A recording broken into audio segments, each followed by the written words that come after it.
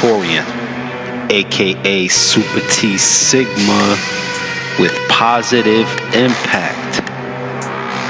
Want to thank you again for taking time out to listen to this video, and let's get right into it. Continuing on with Revelation chapter 2, starting with verse 18, we're going to read the last letter to the churches. The seventh letter, this one is to Thyatira, and it reads like this in the Contemporary English Version. This is what you must write to the angel of the church in Thyatira. I am the Son of God. My eyes are like flames of fire, and my feet are like bronze. Listen to what I say. I know everything about you, including your love, your faith, your service, and how you have endured. I know you are doing more now than you have ever done before, but I still have something against you because of that woman Jezebel. She calls herself a prophet, and you let her teach and mislead my servants to do immoral things and to eat foods offered to idols.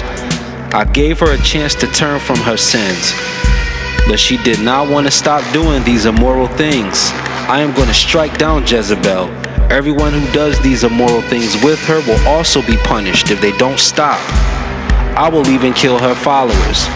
Then all the churches will know and will see that I know everyone's thoughts and feelings. I will treat each of you as you deserve. Some of you in Thyatira don't follow Jezebel's teaching. You don't know anything about what her followers call the deep secrets of Satan, so I won't burden you down with any other commands. But until I come, you must hold firmly to the teaching you have. I will give power over the nations to everyone who wins the victory and keeps on obeying me until the end. I will give each of them the same power my Father has given me. They will rule the nations with an iron rod and smash those nations to pieces like clay pots. I will also give them the morning star. If you have ears, listen to what the Spirit says to the churches. Check out the Son of God programming here in that first verse of verse 18. After he says, "This is what you write." Look at the introduction. It says, "I am the Son of God. My eyes are like flames of fire." The symbolism behind having eyes like flames of fire, we know what fire is in the dark. Helps people see the way, helps illuminate the path, helps you see your way around a room, helps you see your way through a forest. For your eyes to be like flames of fire means that you have a vision, and the way you see things helps other people see things better. That's what it means to have eyes like flames of fire. People might be in the dark until they're introduced to the way you see things. And the way you see things, because your eyes are like flames of fire, because you see things on a higher level due to your connection with the Most High, this will lead your vision to providing sight for those who might be spiritually blind in some way or another. So having eyes like flames of fire is a prescription for you. And then having feet like bronze means that you're steady on the path. Nothing you go through can take you off the path. You're determined to stay on the path. Your feet are like bronze. No matter what the texture of the path, no matter what condition is the road that you travel, still you keep on traveling on that road. Still you keep on pressing on. Still you keep on going forward. Still you continue to progress because your feet are like bronze. So nothing about the path, about the conditions of the path, will take you off the path, because what's keeping you on the path is what is happening, what is to take place at the end of the path. And these two characteristics, having eyes like flames of fire and having feet like bronze, are characteristics that give you the form of God the Most High. These are characteristics attributed to him. Having a vision that provides sight for the blind and staying on the path no matter what. Those are godly traits. I'm expounding on this part because the second part may not apply to everyone. Everything else to follow, verse 19 on, deals with Jezebel being an entity, and this is not necessarily the same Jezebel from Elijah's day, although the reference to Jezebel is an allusion to the fact that these people are still engaging in the practices that took place back in Jezebel's day. So it is an allusion to that.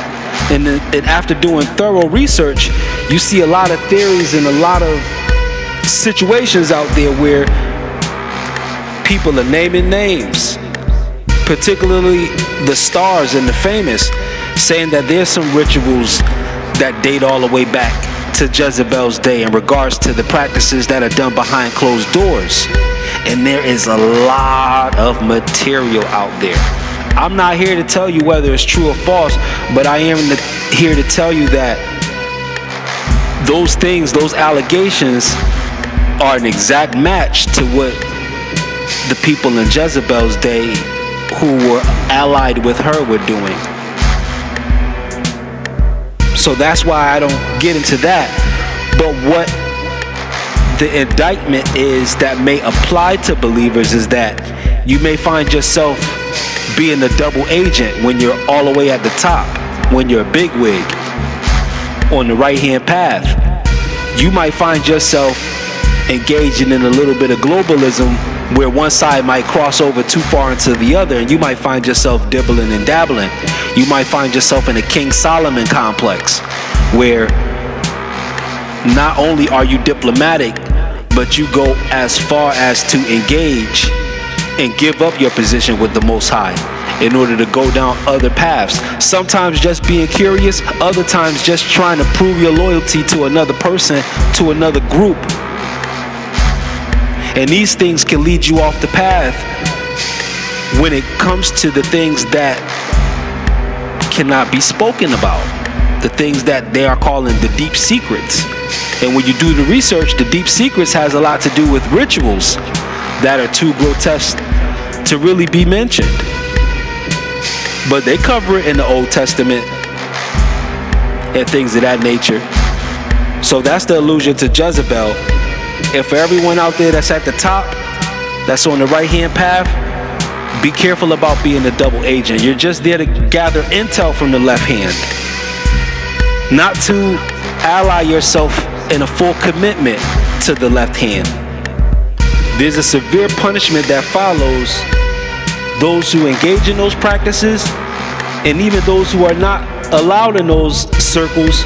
Even if they practice those things, even if they follow these people, they'll receive the most severe punishment. So the reason why you have verse 23 saying, then all the churches will see that I know everyone's thoughts and feelings, is because of these things that don't get mentioned. Is because of these other kinds of sins that have a lot to do with the entity known as Jezebel. So if you're engaging in these things, these are the words that are against you based on the information that is here in this contemporary version, contemporary English version of the Bible. Again, I'm Torian, also known as Super T Sigma with Positive Impact. For any further inquiries, feel free to contact me at supertsigma@gmail.com. Feel free to like, comment, and subscribe. Happy existence, people. Thanks for listening.